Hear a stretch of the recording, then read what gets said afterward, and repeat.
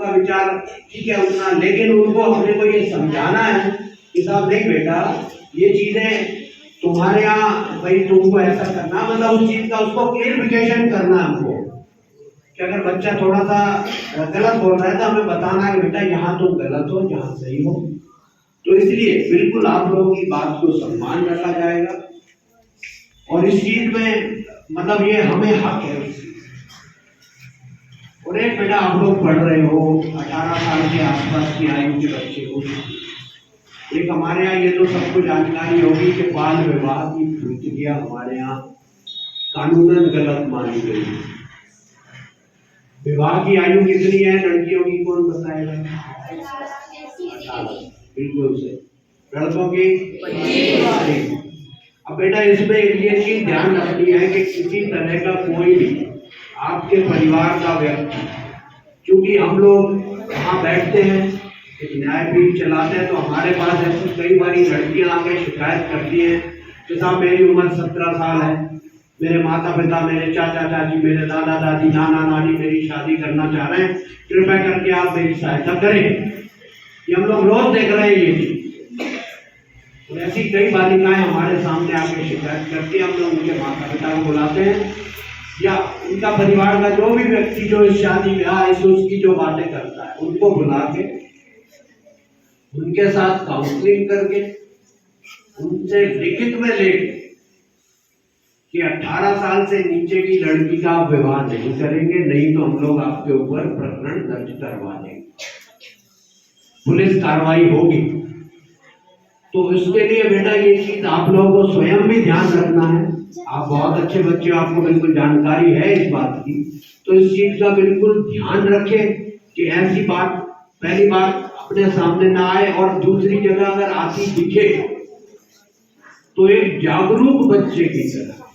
अगर आप कुछ नहीं कर पा रहे हैं या उनको किसी को कुछ कह नहीं पा रहे हैं, आपको लग रहा है आपकी किसी सहेली की शादी कर दी जा रही है 18 साल से नीचे, आप किसी से कुछ बोल नहीं पा रही हैं, तो बेटा सिर्फ हम लोगों तक सूचना भेजनी, हमारी टीम वहां जाके विवाह रुकवाएगी, बिल्कुल वो शादी नहीं होगी।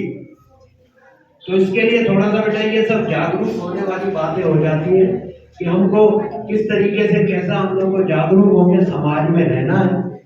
और उस चीज में क्या हो जाता है, वो दूसरी बात, किसी भी बच्चे को, बाल बच्चों की जो सुरक्षा की हम बात करते हैं, किसी बच्चों के शोषण किए जाते हैं, शोषण समझते हैं हम लोग, शोषण से मतलब ये भी होता है जैसे बाल श्रम की बात आती है, कई लोग बच्चों को काम पे लगा देते हैं, बच्चों से मेहनत करवाई जाती है, माता पिता भी उनके साथ कई बार गलत व्यवहार करते हैं, कई बार बच्चों को ये लगता है कि साहब पता नहीं क्या बात है, तो उसको असल में वो सब चीजें शोषण की श्रेणी में, कि कोई शोषण का शब्द का एक्चुअली रूप बहुत विस्तृत है। शोषण शब्द जो है वो कई बार परिवार में भी शुरू हो जाता है, किसी के 4 बच्चे हैं 5 बच्चे हैं,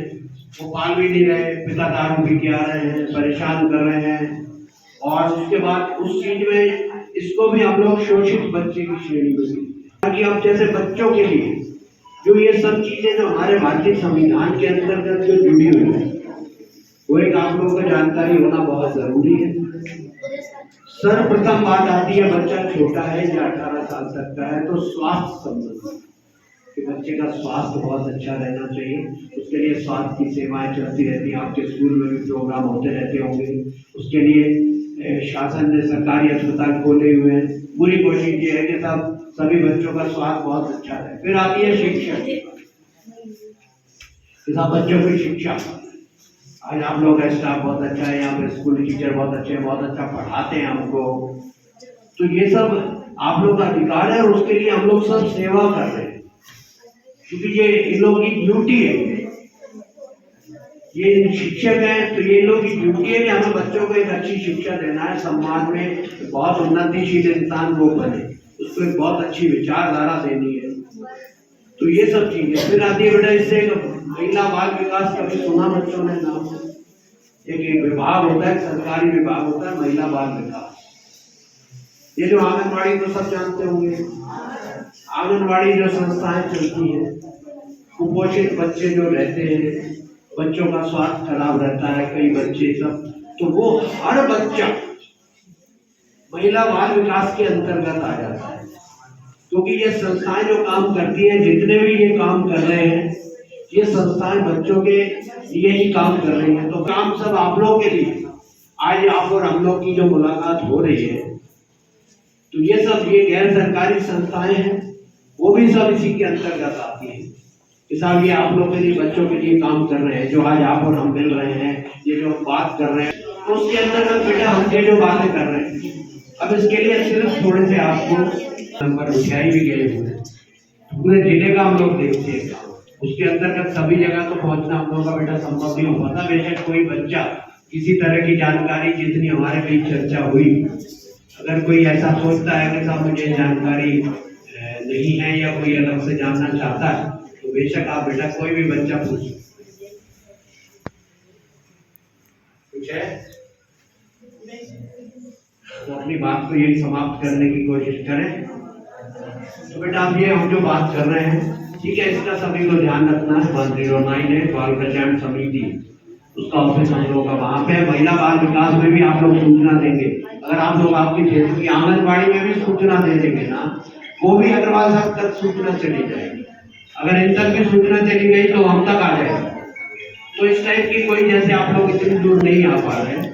तो उसके लिए बेशक आप लोग अपनी आंगनबाड़ी, आपकी जो कार्यकर्ता है, उनको आप बता दें कि धीरे से जाके परेशानी की आंटी ऐसी ऐसी बात है, वो इन तक बात चली जाएगी। उसके बाद वो बात मतलब हम लोगों तक वो अपने आप पहुंच जाएगी। बाकी इसके लिए आप लोगों ने बड़े धैर्य से बेटा सुना, बहुत बहुत आप सभी का धन्यवाद, बहुत बहुत धन्यवाद, थैंक यू।